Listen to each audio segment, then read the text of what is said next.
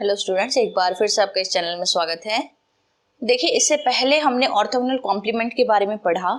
अब क्या कर रहे हैं हम, उसको जो ऑर्थोगोनल कॉम्प्लीमेंट है किसी भी सेट का, हम शो करने जा रहे हैं कि वो एक क्लोज्ड लीनियर सबस्पेस होता है। किसका?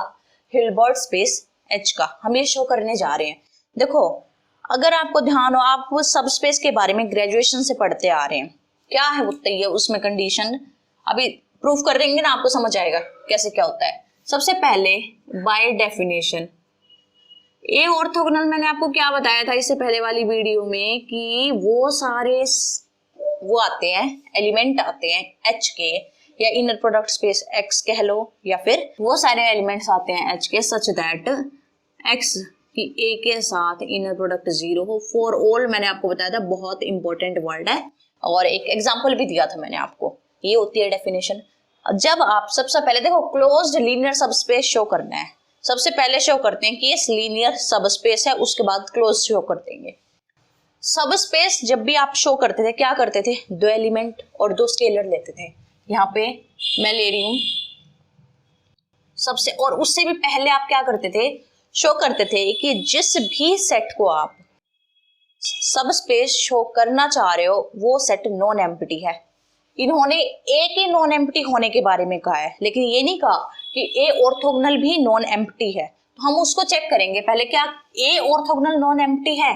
देखो, 0 की किसी भी x के साथ इनर प्रोडक्ट लो है, 0 की किसी भी x के साथ इनर प्रोडक्ट आपकी क्या आती है? 0 आती है। इसका मतलब क्या है कि 0 तो ए ऑर्थोगोनल में बिलोंग करेगा ही करेगा, ए ऑर्थोगोनल में बिलोंग। इसका मतलब क्या है कि ए ऑर्थोगोनल आपका नॉन एम्प्टी है। इसके बाद काम करते हैं। देखो, लेट ए ऑर्थोगोनल में बिलोंग करें, इसका मतलब क्या है कि यू की ए के साथ इनर प्रोडक्ट 0 होगी एंड वी की भी ए के साथ इनर प्रोडक्ट 0 होगी, वेयर ए किसका एलिमेंट है? ए का, है ना। यही थी डेफिनेशन। देखो, 4 स्केलर्स अल्फा कोमा बीटा, आपने दो स्केलर्स लिए। अब मैं क्या चेक करूंगी कि alpha u plus beta V, अगर मैंने इसको भी ए ऑर्थोगोनल में बिलोंग करा दिया कि इसका लीनियर कॉम्बिनेशन भी ए ऑर्थोगोनल में बिलोंग अगर कर जाता है, that means a orthogonal complement आपका क्या बन जाएगा? लीनियर सबस्पेस बन जाएगा। तो मैंने लिया, ये कॉम्बिनेशन लिया, और इसके एलिमेंट के साथ आपको क्या शो करना है? इनर प्रोडक्ट 0 शो करनी है। 4 scalars alpha comma beta and y ले लो या ए ले लो। यहाँ पे ले लिया, यहाँ वाई ले लो, ताकि ये ना हो ए ही लेंगे। कोई भी एलिमेंट लो उसके साथ वो काम होना चाहिए। देखो, यहाँ वाई ले लिया मैंने। करो, सबसे पहले आप काम किसके अंदर कर रहे हो? इनर प्रोडक्ट स्पेस के अंदर काम कर रहे हो। इसको अगर आपको ध्यान हो, बाय डेफिनेशन इसको हम क्या लिखते थे? मैंने आपको एक थ्योरम में प्रूफ भी कराया है।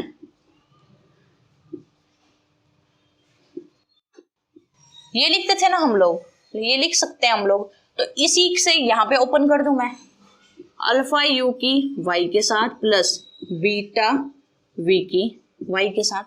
फिर से डेफिनेशन लगाओ इनर प्रोडक्ट स्पेस की। स्केलर्स क्या आ जाते हैं? बाहर आ जाते हैं। लो जी, आ गए स्केलर्स बाहर।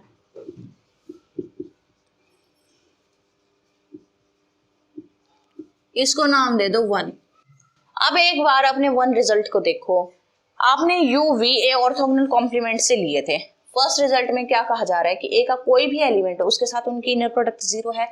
यहाँ वाई ए का एलिमेंट है, तो इसका मतलब क्या है? यू ए ऑर्थोगोनल में था, वी ए ऑर्थोगोनल में था, तो इन दोनों की इनर प्रोडक्ट ए के एलिमेंट के साथ 0 होनी चाहिए। वो देखो, कहोगे आपकी यहाँ ए लिया यहाँ वाई लिया, सभी के साथ होने चाहिए। मैं चाहे 2000 एलिमेंट निकाल लूं ए के, उन 2000 के 2000 एलिमेंट के साथ यू वी की इनर प्रोडक्ट 0 होनी चाहिए, तभी वो ए ऑर्थोगोनल में बिलोंग करेगा। लगाओ, 0 आ गया। किसके यूज से? फ्रॉम 1। जो आपने क्या यूज करा यहाँ पे? यूजिंग 1 या फ्रॉम 1 या यूजिंग 1, कुछ भी लिख लो। ये क्या आ गया? 0। अगर इसकी इनर प्रोडक्ट इसके साथ 0 है, तो इसका मतलब क्या है? Alpha u plus beta V किस में बिलोंग करेगा? ए ऑर्थोगोनल में। तो ए ऑर्थोगोनल आपका क्या बन गया?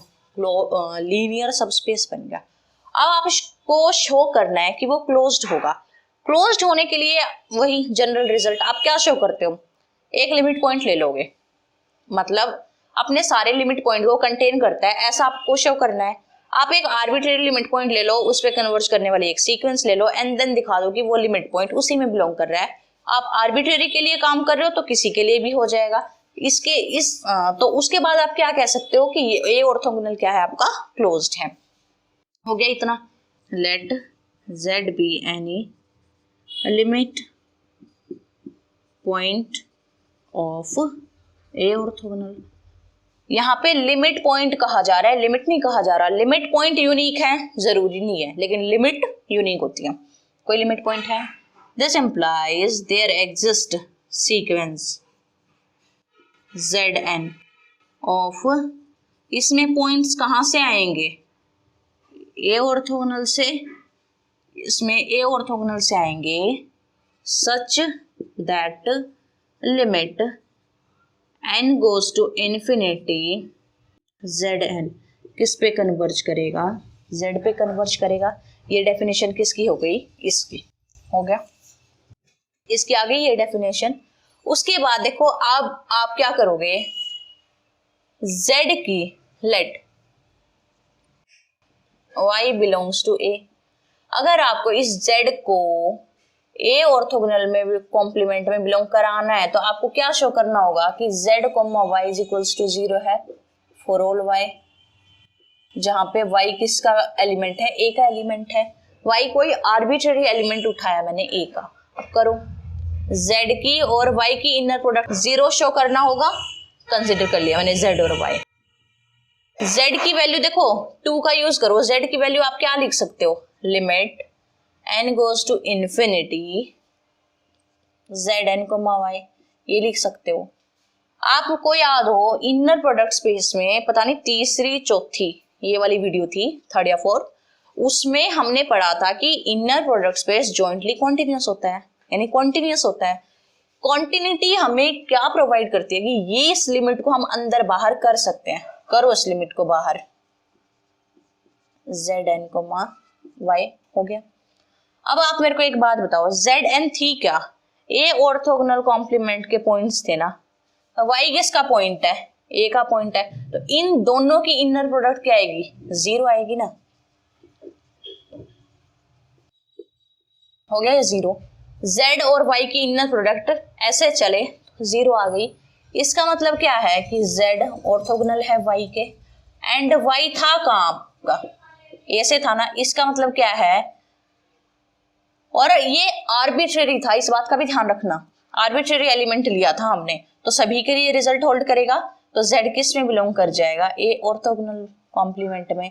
इसका मतलब क्या है कि ए जेड ने, मैंने कोई भी लिया था, मैंने फिक्स नहीं करा था कि यही ले रही हूं, नहीं, कोई भी लिया था, वो अगर आर्बिट्रेरी अगर मैंने इसमें दिखा दिया तो इसका मतलब क्या है कि अपने सारे लिमिट पॉइंट को ये कंटेन कर रहा है। बस यही था इस थ्योरम में।